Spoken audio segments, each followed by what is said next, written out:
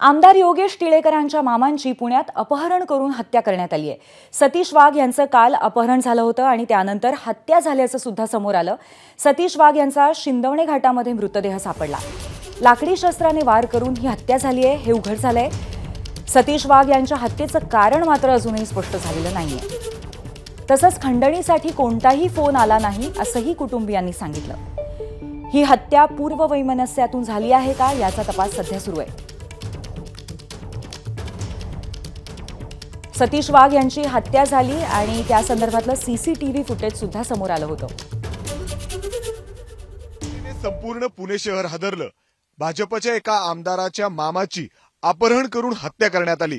ज्या ठिकाणी ही हत्या करण्यात आलेली आहे त्या ठिकाणी आता मी आहे, अर्थात शिंदवणे घाट एका निर्जन स्थळी आणून मामाची हत्या करण्यात आली आणि त्यानंतर या ठिकाणी त्यांचा मृतदेह फेकून टाकण्यात आला। जर आपण समोर बघितलं तर रक्त देखील या ठिकाणी पडलेलं आहे। सकाळी जेव्हा आमदाराचे मामा सतीश वाघ हे मॉर्निंग वॉक करण्यासाठी निघाले, अर्थात तिथं दबा धरून बसलेले जवळपास 4 जणांनी त्यांचा रस्ता रोखला आणि त्यानंतर त्यांना जबरदस्तीने गाडीमध्ये बसवलं आणि त्यांचं अपहरण केलं आणि त्यानंतर थेट त्यांना या गाठामध्ये आणण्यात आलं। या ठिकाणी आणून लाकडी दांडक्यांनी त्यांच्यावर हल्ला करण्यात आला, त्यांच्या डोक्यात जोरदार वार करण्यात आले आणि त्यानंतर या ठिकाणी त्यांची हत्या करण्यात आली।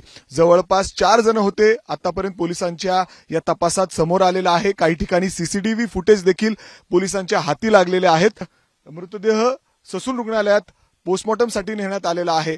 हत्येचं कारण काय आहे, कोणी हे किडनॅप केलं आणि काय कारणास्तव हा सगळा प्रकार घडलेला आहे याच्यापर्यंत पोलिसांना पोहोचण्यात, माहिती मिळवण्यात यश आले नाहीये। मात्र अजून देखील हा संपूर्ण तपास सुरू आहे। जवळपास 5 पथकं या ठिकाणी तयार करण्यात आलेली आहे आणि वेगवेगळ्या दिशेने ते रवाना देखील झालेली आहेत। काही ठिकाणी सीसीटीव्ही फुटेज देखील पोलिसांनी ताब्यात घेतलेला आहे आणि या सगळ्यांचा आधार घेत पोलिसांकडून या ठिकाणी या संपूर्ण घटनेची कसून चौकशी सुरू आहे।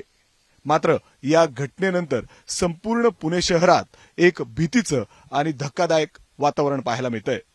कॅमेरामॅन विजय राऊतसह मी मिकी घई, एबीपी माझा, शिंदवणे घाट, पुणे।